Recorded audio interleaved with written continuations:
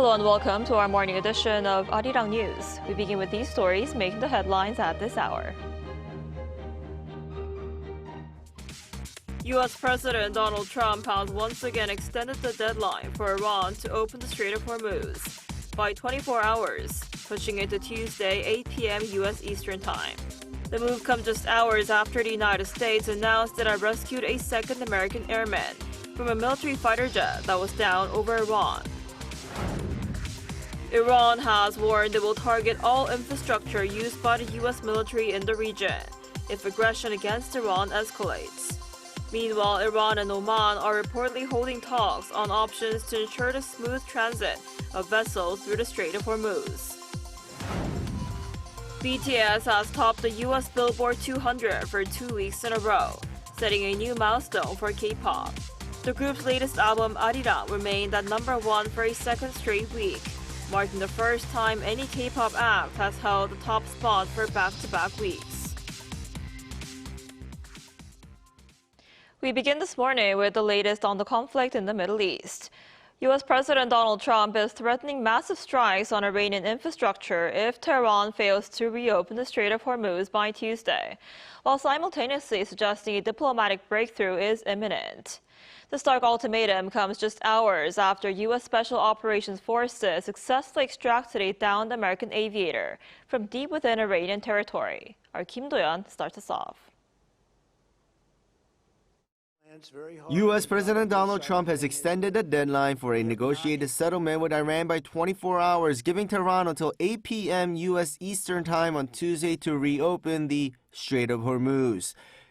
The extension was accompanied by a profanity-laced ultimatum on social media on Sunday local time in which Trump threatened to turn Tuesday into, quote, power plant day and bridge day. Demanding the immediate reopening of the critical shipping lane, he also warned Iran's leadership that it would be a living hell if they failed to comply, underscoring his readiness to authorize massive strikes on core infrastructure. The social media post came just hours after a Fox News interview where the U.S. president projected optimism, stating that an agreement is highly likely by the new Tuesday deadline. He confirmed that active negotiations are currently underway. The aggressive public threats alongside diplomatic engagement appear calculated to reassure global financial markets while applying maximum pressure on Tehran. Trump added a final warning that if the current talks collapse, the U.S. will not hesitate to seize Iranian oil assets and systematically destroy key infrastructure. This follows a successful military operation deep inside Iranian territory. U.S. Special Operations Forces, spearheaded by Navy SEAL Team 6, rescued an American Air Force colonel, the second occupant of an F-15E Strike Eagle that was shot down over Iran on Friday. The weapons systems officer evaded capture for more than 24 hours in hostile, mountainous terrain before a 48-hour extraction mission brought him to Kuwait for medical treatment. The aircraft's pilot had already been rescued. During the exfiltration, U.S. forces deliberately destroyed 2 of their own disabled transport aircraft to prevent them from falling into Iranian hands, directly contradicting claims from Iranian state media that a U.S. military plane was shot down during the search. Kim Do-yeon, Arirang News. And Iran is warning it will retaliate against any U.S. attacks on its infrastructure as U.S. President Donald Trump's deadline for Tehran to reopen the Strait of Hormuz nears.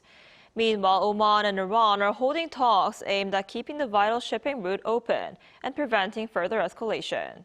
Our Lee Seung-jae has more. Iran is warning of direct retaliation against any attacks on its infrastructure as tensions with the United States continue to rise. According to Iran's foreign ministry, its military is ready to strike U.S.-linked assets if faced with what it calls an act of aggression. Spokesperson Ismail Baghai emphasized that any response would be proportional, following threats targeting bridges, power plants, and other key facilities. Iran's reaction would be one of reciprocating any such attack. Our armed forces have made it clear that in case Iran's infrastructure is attacked, we would react in kind. The warning comes after Donald Trump issued a deadline for Tehran to reopen the Strait of Hormuz by Tuesday evening. In an interview with the Wall Street Journal on Sunday, Trump said if Iran fails to act, they won't have any power plants and they won't have any bridges standing. Tehran has condemned those remarks, calling the targeting of civilian infrastructure a criminal mindset and accusing Washington of inciting war crimes. Begay also addressed the American public, arguing the conflict is a war of choice by the U.S. administration, not its people. He pointed to protests in several U.S. cities as a sign of opposition and accused the U.S. of carrying out atrocities, including a strike on an elementary school early in the conflict. At the same time, diplomatic efforts are underway to prevent further escalation. Oman and Iran held high-level talks on Saturday, focused on maintaining maritime stability. Officials and technical experts met over the weekend to discuss options for ensuring the safe passage of vessels through the Strait of Hormuz. Both sides say proposals were presented and will be reviewed, offering a potential path to reduce tensions in a region critical to global energy supplies. Lee Seung-jae, Arirang News. So U.S. President Donald Trump has threatened major strikes on Iran's energy infrastructure and bridges, and once again extended the deadline for Iran to reopen the Strait of Hormuz to Tuesday, 8 p.m. U.S. local time. For more on this, we're joined today by Dr. Lee Ji-soo, visiting researcher at the Institute of Middle East Studies. Dr. Lee, thanks for coming on today. Thanks for inviting me. So President Trump has extended the deadline by another 24 hours, right, until Tuesday. What's behind the strategy? I think this is a very deliberate and calculated move by Trump. On the surface, it looks like he's simply giving Iran more time, but in reality, it's part of a broader pressure strategy. By extending the deadline by just 24 hours, he's maintaining a very tight sense of urgency. He's basically saying, you still have a chance, but time is almost up. And that kind of short extension is designed to keep Iran under constant pressure without giving them enough time to regroup or delay. At the same time, this also reflects the fact that negotiations are not completely dead. There are still indirect talks happening, and Trump himself has suggested there's a good chance a deal could be reached. So extending the deadline gives space for those last-minute negotiations to continue. Another important point is that this fits a broader pattern. Trump has already extended deadlines multiple times during this crisis, so this isn't a one-off decision. It's part of a negotiating style while he keeps moving the deadline while increasing pressure. And we also have to consider the military angle. The U.S. has been openly threatening strikes on Iran's infrastructure if no deal is reached. By adding more time, Washington can continue preparing its options, whether that's military escalation or a diplomatic breakthrough. So overall, I'd say this is a classic Trump strategy. Maximize pressure, keep the threats credible, but leave just enough room for a last-minute deal. I see. So Trump is maximizing his pressure, but Iran does not appear to be backing down. The country's parliamentary speaker actually dismissed Trump's recent threats of targeting its infrastructure as reckless and said Iran will target all infrastructure used by the U.S. military in the region. What's your take on this latest development? I think this shows that Iran is not feeling concerned. Actually, it's quite the opposite. They're trying to show strength. When Iran's parliamentary speaker calls Trump's threats reckless and warns of targeting U.S. infrastructure in the region, that's a very deliberate message. It's not just rhetoric. It is meant to signal deterrence. In other words, Iran is saying, if you escalate, we'll escalate as well. And they're expanding the scope beyond Iran itself, warning that U.S. assets across the region, especially in Gulf countries, could become targets. What's important here is that this kind of response makes the escalation much harder. Both sides are now raising the stakes, and neither wants to appear weak. Also, from Iran's perspective, backing down under direct threats, especially public ones, would be very costly in terms of domestic politics. So even if they are open to negotiations behind the scenes, publicly they have to take a hard line. So overall, I'd say this is a dangerous moment. It's becoming a cycle of threat and counter-threat, and the risk is that it could spiral into a broader regional conflict if neither side steps back. And over the weekend, the United States said it rescued a missing crew member from a downed military plane in Iran. And Iranian forces had also been looking for the service member as well. Why was it so important for both sides to find this person? This was extremely important for both sides, but for very different regions. For the U.S., recurring that crew member as a top priority, which is almost non-negotiable. U.S. has a long-standing military principle: you don't leave your people behind. That's about moral credibility and also preventing sensitive information from falling into enemy hands. But there is also a historical memory here. The U.S. is still very conscious of the 1979 Iran hostage crisis, when American diplomats were held in Iran for over a year. That experience left a deep mark on U.S. policy, so any situation where an American could be captured in Iran is taken extremely seriously. On the other hand, for Iran, capturing that service member would have been a major strategic and symbolic win. It could be used for intelligence, leverage in negotiations, or even propaganda. So essentially, both sides were racing against each other, the U.S. trying to rescue and Iran trying to capture. That's what made this situation so dangerous. It wasn't just a rescue mission, it was a high-stake race shaped not only by the current conflict, but also by decades of historical mistrust. Right, absolutely. And U.S. military fighter jets being shot down in Iran.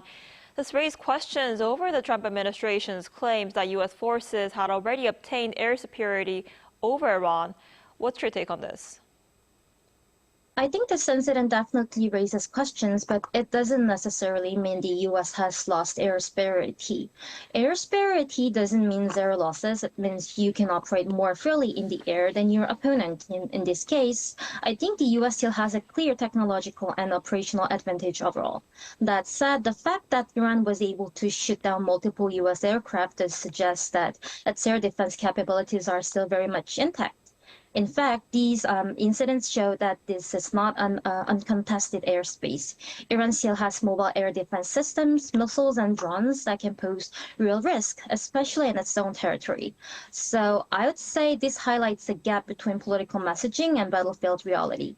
The Trump administration has been emphasizing total control, but in practice, this looks more like partial or contested air superiority. And that's important because it means operations are riskier than advertised, and the chances of escalation or miscalculation are higher. So overall, this doesn't overturn U.S. dominance, but it does challenge the narrative that the skies over Iran are fully under U.S. control. I see. I guess we'll have to see how that goes. All right, Dr. Lee, thank you so much for your time and insight today. We appreciate it. My pleasure.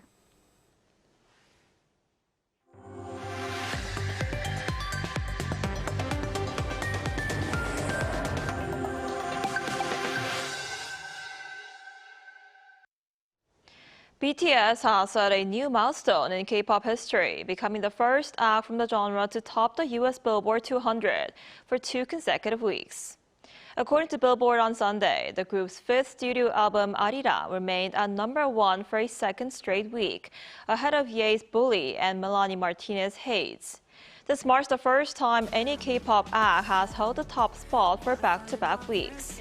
Previously, the K-pop Demon Hunter soundtrack reached #1, but not in consecutive weeks. The Billboard 200 ranks the most popular albums in the United States, based on physical sales, streaming, and track equivalent units. The National Museum of Korea has been seeing a noticeable surge in the number of visitors, and discussions are now underway about introducing an entrance fee for the museum. Our culture correspondent Park Gun-woo explains more. A must-visit free tourist destination in Korea? These days, the National Museum of Korea tops the list of many travelers, so much so that they make time to visit within their first few days in the country. It was a good starting point because I could get a whole picture of what I could see afterwards in the whole country. Until closing time, visitors from around the globe make the most of every moment, capturing lasting memories. Where we got to actually flip the pages of the books that they would be using to log the different people, the different items they were using, and being able to interact in that way helped us get that better understanding. It was really. Through collaborations with K-pop, the museum is drawing even greater attention. That's evident in its recent collaboration with BTS, as it showcases detailed information about the historic Seongdeokdaewang Divine Bell, where visitors can hear its sound as featured on the group's latest album, along with related merchandise. I think having that as a point of reference to make everyone kind of like come and learn about history and like experience things and be able to like have those tangible interactions with like the exhibits and things, I think that just kind of ties it all together in a bow really nicely. With the surge in foot traffic, the museum has gained global recognition. Due to its popularity, this museum ranked third in annual visitors with over 6.5 million last year. That was followed by the Louvre and the Vatican museums, while surpassing the British Museum. Among them, international visitors exceeded 200,000 for the first time last year, reaching 230,000, around 4% of the total. However, amid efforts to enhance the overall visitor experience and improve content quality, some discussions are underway about possibly introducing an admission fee for the first time in nearly 20 years. Many major museums abroad have adopted paid admission systems. If it means higher quality content can be provided, it could be a better approach. A fee of around 5,000 to 10,000 won would not be overly burdensome. The expert added it could help build a more premium image for the museum, while strengthening its self-sustainability and enhancing the overall appeal of its content. 박건우, Arirang News. As we head into the second week of April, South Korea is officially in full bloom. Among the top spots to take in the season's signature pink and white hues is Seoul's Yeouido Cherry Blossom Festival. Our Chung Il-im was there. A canopy of pink and white has finally swept over the capital. After a series of unpredictable cold snaps, the cherry blossoms along Yeouido's Yunjungno Road have reached their peak, turning the road into a watercolor painting of flowers. We come here every year, but I took the day off today specifically to spend time with my second child while the oldest is at school. Seeing how much my little one is enjoying the flowers makes it all worth it for us too. Yeah, this is my daughter and my son. Yeah, this is our first time here in Korea. The cherry blossom is so amazing. My friends from my academy and I finally found the time to come out here together. Seeing the flowers like this feels extra special. Visitors are enjoying the blooms nearly a week earlier than last year, with flowers opening on March 29th, as an unseasonal surge in spring temperatures accelerated the season, according to weather authorities. Local officials report that over 340,000 visitors flocked to this area on Thursday alone, a day before the festival's formal start. This year, the experience goes beyond just a stroll under the trees. The festival is divided into 4 theme zones. Visitors can explore the art queue featuring local artists or catch a street circus performance between photo ops. They can also grab snacks at the food and beverage zone, with food stalls run by local youth startups and traditional market vendors. With the festival running through Tuesday, the city is prioritizing pedestrian safety. Traffic on nearby roads will remain fully restricted until April 8th. Officials are strongly advising visitors to use public transport. Cherry blossoms represent the end of a long winter and the beginning of a vibrant spring. The festival is expected to draw millions more over the coming days, all here to witness the capital's stunning transformation. Chung Il-im, Arirang News.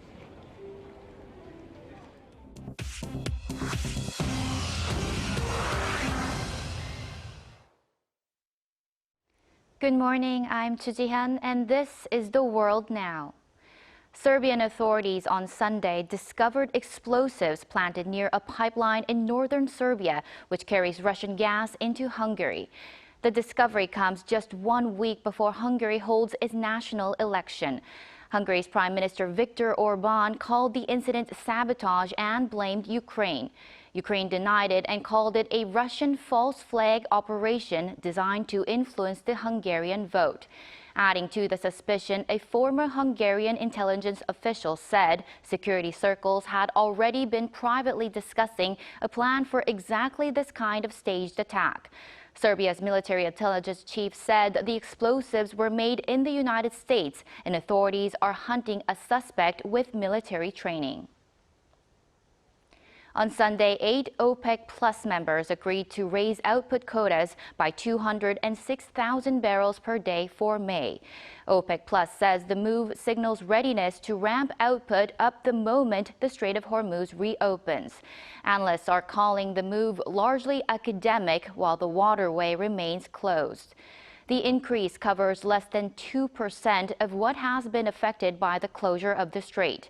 Missile and drone attacks have also severely damaged energy infrastructure in the region, and officials say it would take months to recover even if the war ended today.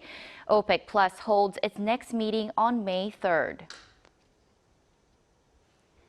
Over the Easter weekend, 2 merchant vessels off the Italian coast rescued 32 survivors and recovered 2 bodies after a migrant boat capsized in the Mediterranean while crossing from Libya to Europe. Survivors have reported that 71 others drowned at sea. Italian Coast Guard transferred all survivors to the island of Lampedusa. The International Organization for Migration reports at least 683 people have died in the central Mediterranean this year alone, one of the highest annual death tolls since 2014. Pope Leo made his Easter Sunday address to thousands gathered in St. Peter's Square in Vatican City and called on world leaders to lay down weapons and abandon all desire for conquest and domination. The first American pope also warned that humanity risks growing dangerously numb to violence and announced he will host a special prayer vigil for peace at the Basilica on April 11th. Last week, Pope Leo appealed directly to U.S. President Donald Trump and urged him to find an off-ramp to end the Iran war.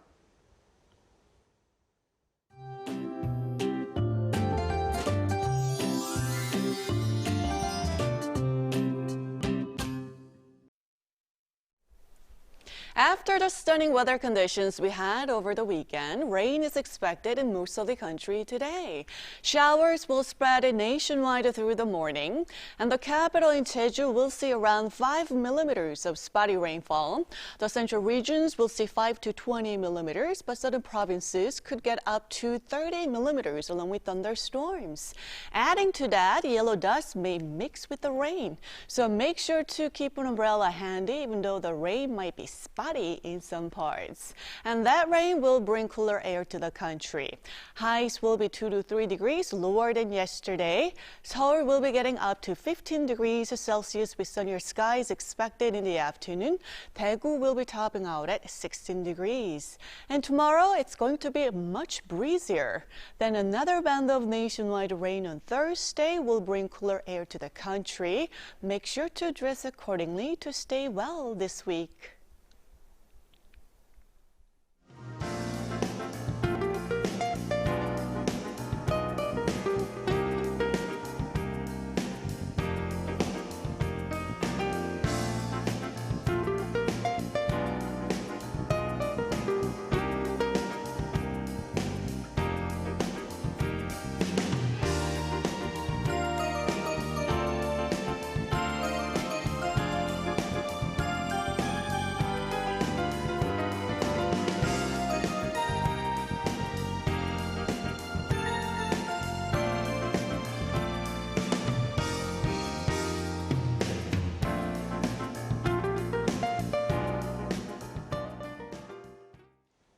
That's all we have for this morning. Arirang News will be back at noon Korea time. Thanks for watching.